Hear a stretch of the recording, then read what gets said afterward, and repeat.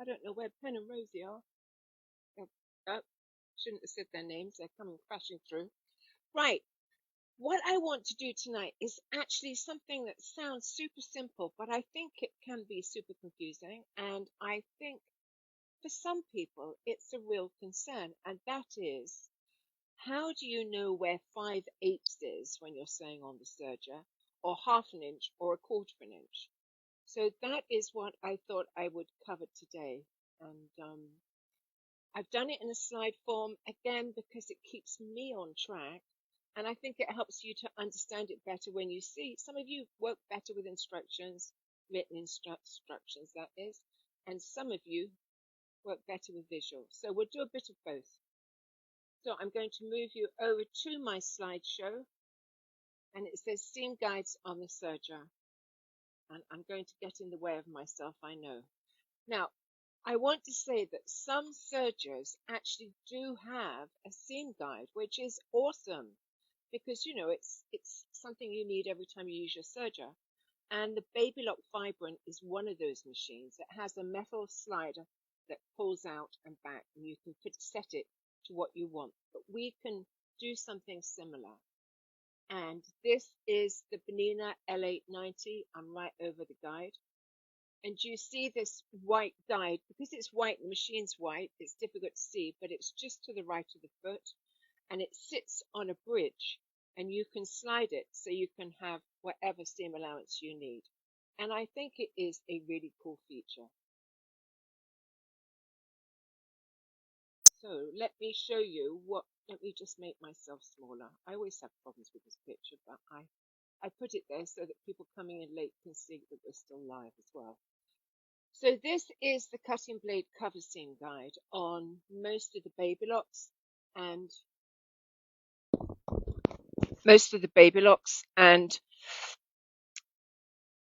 I don't know that everybody uses it in the correct way. So I just want to run through it a bit. So you're always going to measure from your needle, and you can see that when you're using your well, it's written down for you, so I kind of wonder whether I need to read it all through. But when you're using the left overlock needle with 3 or 4 thread overlock seam, the second mark from the needle indicates the 5/8. So do you see where it says L? That is the 5/8 seam if you're using the left needle. If you're using the right needle, it shows the R, the right needle. And that is 5/8. And that is actually all that guide really gives you clarification on. It is totally dependent on you using the stitch width dial at the M setting. So you need to know that.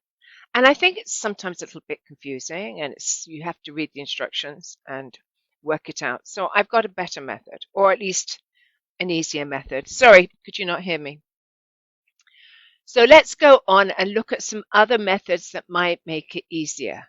So you are always going to measure from the needle, okay? The needle is always the measure. So the needle to the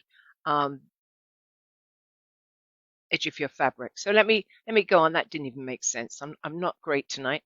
Right, so what I'm going to do is I'm going to demo it. And what I do, say I want a 1/2 inch seam. Okay, if I want a 1/2 inch seam, what I'm going to do is draw a line on a piece of fabric 1/2 inch from the raw edge.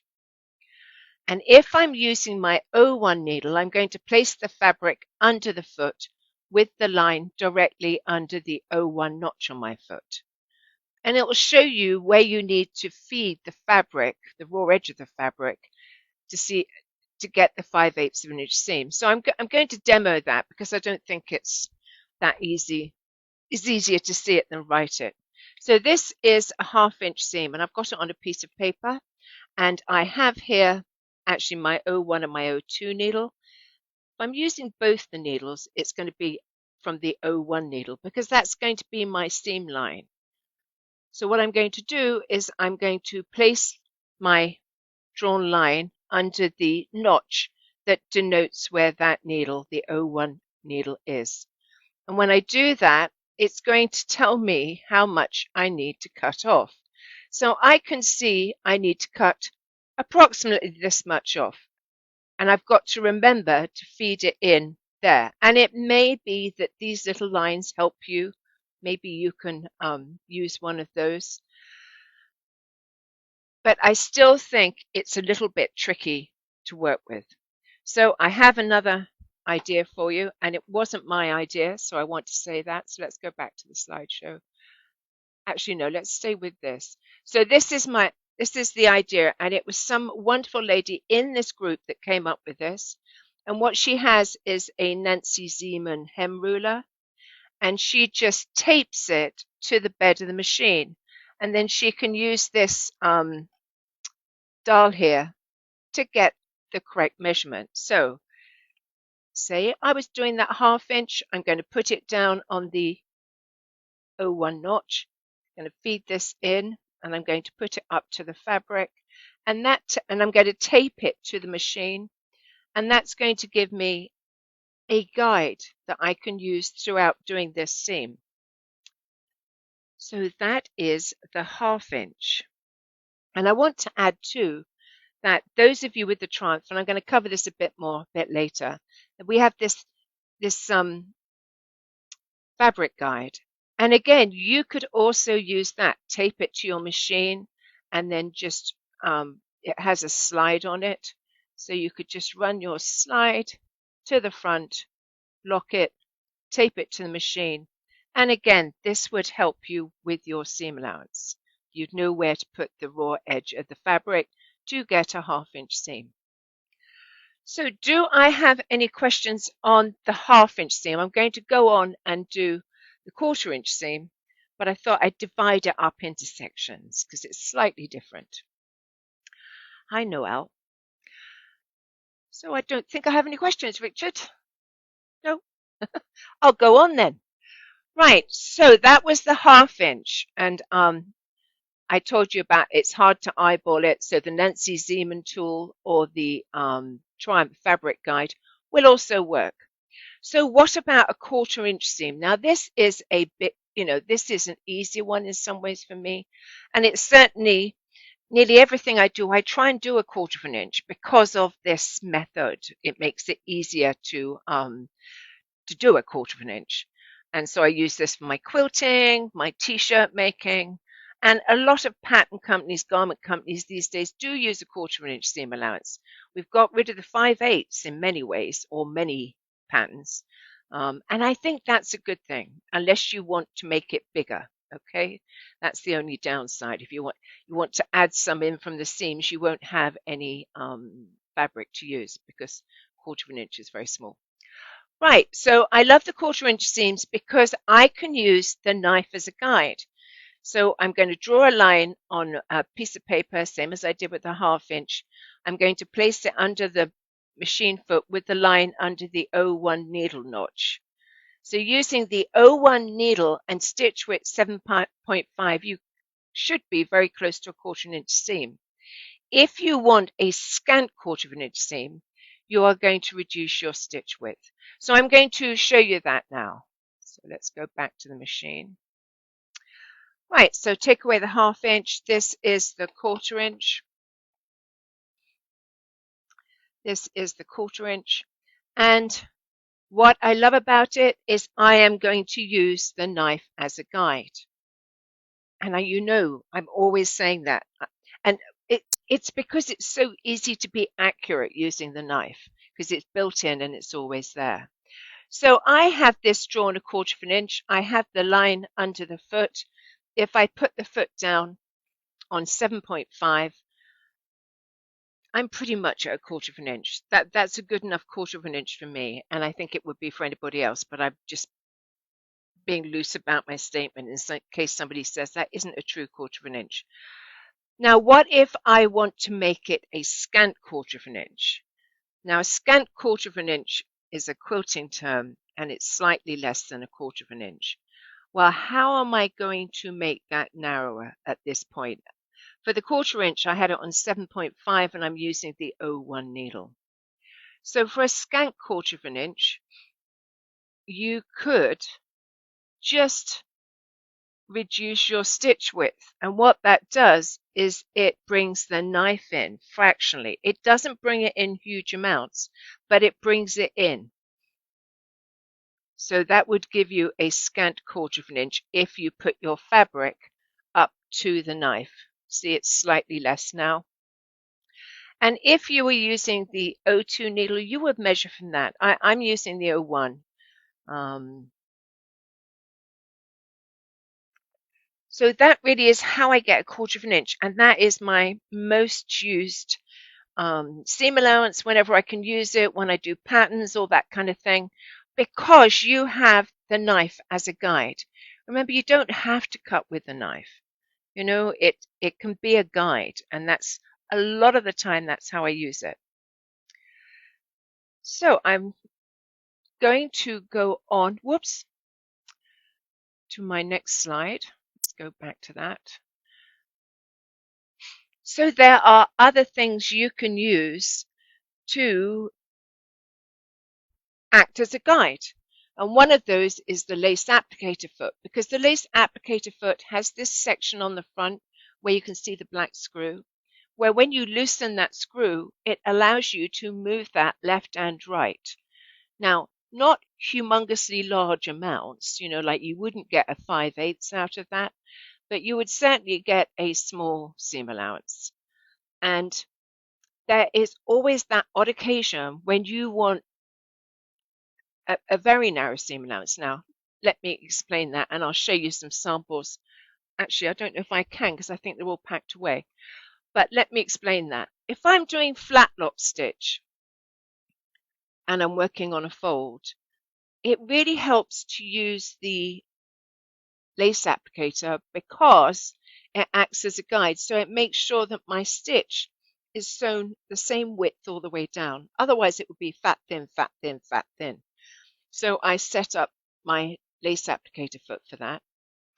Also, on thick fabrics, you want, when you're sewing something like a flat lock, you want to sew so your stitch is coming off the edge, because remember, flat lock pulls flat. But if you're using a thick fabric, it needs a bit more room to pull flat. So we sew off the edge slightly to give it a little bit more room. And again, you want the same distance all the way down. So then I recommend using the lace applicator foot if you can get it in. If it's very thick, sometimes you can't. And then finally, imitation piping. What is imitation piping? Imitation piping is where you're going to sew on folded fabric with a rolled hem. And what that does is it creates an imitation piping. It looks like you've got piping in there, but actually you've just created the stitch on the fold. And if you want that piping slightly thicker, you're going to put more fabric in. If you want it thinner, you're going to put less fabric in. So that again can be varied, and you need the guide to make sure that you put the same amount in all the way down. Otherwise, you've got fat, thin, fat, thin. Okay, so there are times when that is a great advantage, where it is a great advantage to use the lace applicator foot. Another foot that has a guide is the blind hem foot. And these are 3 blind hem foots from different machines. I'm going to quiz myself now. The top one would be the Triumph. The next one would be the Celebrate. And the bottom one is the Bernina L890. So let's just have a quick chat about the, oh, I got questions. Let's go back and do some questions, and I'll go on to the cover stitch guide. Okay.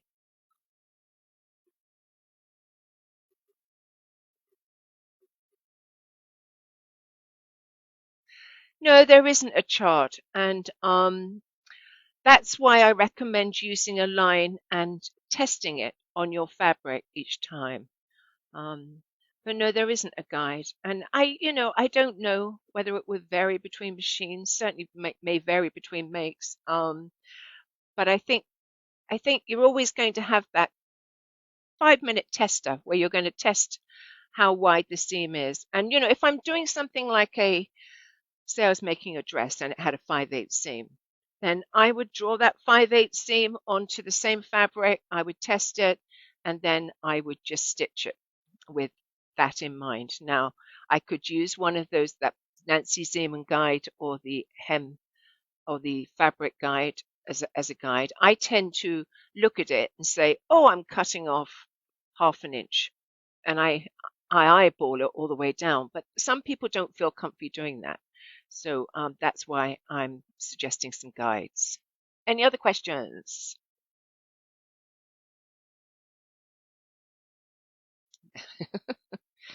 Diane, maybe I should know this already, but I'm always a little unsure about just how much flexibility that knife gives me. At some point, don't you have to use the A setting or B setting? Obviously, with respect to either the one needle versus the O2 needle.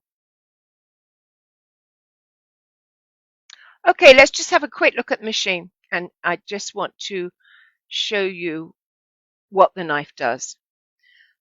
Okay, so I've got my stitch width on 7.5. Okay, let me take this off, maybe. So what happens to my knife as I change my stitch width? All that happens is it narrows, doesn't it? The knife moves to the left. When I turn it to the bigger numbers, it moves to the right. It's not humongously large amounts. It's very small amounts, but it makes a difference. It's probably, it's not a quarter of an inch. It's probably just a little over an eighth. So it doesn't make a huge difference. But when we want something that's wide, we might use the O1 needle on the A setting with the baby lock automatic tension machines. And if we want to narrow, we use the narrow needle, the O2 needle. And I wish they were called the wide needle and the narrow needle, because I think that gives you the example. In other words, what I'm saying is, if we want something wide, we have to consider the needle and the stitch width. The needle on the left is going to give us more wide. The needle on the right is going to give us more narrow. But in addition to that, whichever one you use, you have this little bit of leeway with the knife moving just a small amount left and right. So when you select your stitch width, all it does is makes the knife move to the right or left. I hope that answers that, Diane. So I'm going to go back to the slideshow, and this is the cover stitch guide for the Triumph cover stitch machine and the Euphoria. Okay, so take note of that. If you have one of the other machines, it might not work for you. It's a cover stitch guide, so it's not available for machines that don't have cover stitch, and it's only available for the Triumph, the dedicated cover machine, and the Euphoria. And it has a sliding bar on it, and I've already shown it to you in the tonight's live, but let me transition over and show you here. So here it is, and it screws in to the cover table. Okay, the cover table, not this one. You can see there's nowhere to screw it here, but it screws onto the front screws that are the same ones as we use for the knit woven binder. So you need the two sets of screw holes, which is why it's basically suitable for those three machines. And you can lift this and you can move it, and it is great for doing hems, and I really, really like it. Okay, it is a great piece of equipment. So that's for that one, and then we're going to go to another one. So here is the fabric guide for the Evolve, the Evolution, Ovation, and Accolade. And again, it's cover stitch only. Okay, so if you have the Acclaim, it's not for you. And this one goes on, fits on, and there you have it. It doesn't have a sliding bar, but it gives you a gauge here of what distance you want. And I'm showing you on the thing, and I'm not got the camera on there. That's silly. So here it is. It fits on to the cover and chain stitch machine, and it has a numbered guide. Okay. This doesn't slide, so it's not as good as the other one, but it may be the only option for your machine. Now there is an exception, as there always is, because if you have the alternate table, that's the table pictured bottom left, for your ovation, you can use this guide because, as I say, it goes in the holes where the knit woven binders go. So if you can use a knit woven binder, you can use that. So I've put the numbers on there for which ones they are. Right, I'm just going to go back, see if I have any questions. Will this work on the ovation? For the ovation, this one will definitely work. This one will only work if you have the alternate table because it goes on different screw holes to this one. So, off subject, what is the flower pattern behind you? I never actually made a pattern out of that. I did it and I never went ahead with it.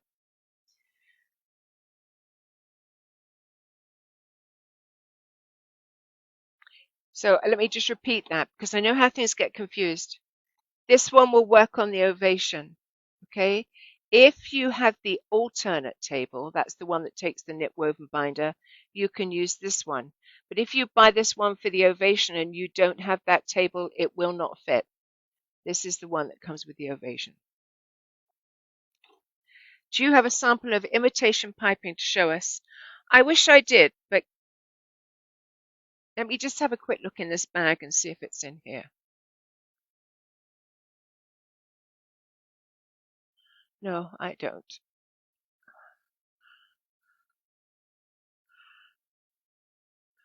No, I think it's packed away in my suitcase and I haven't got to that yet. I only got back from teaching last night, so I have that yet to unpack. So sorry, I haven't. It's really cool and maybe we'll do that one week. So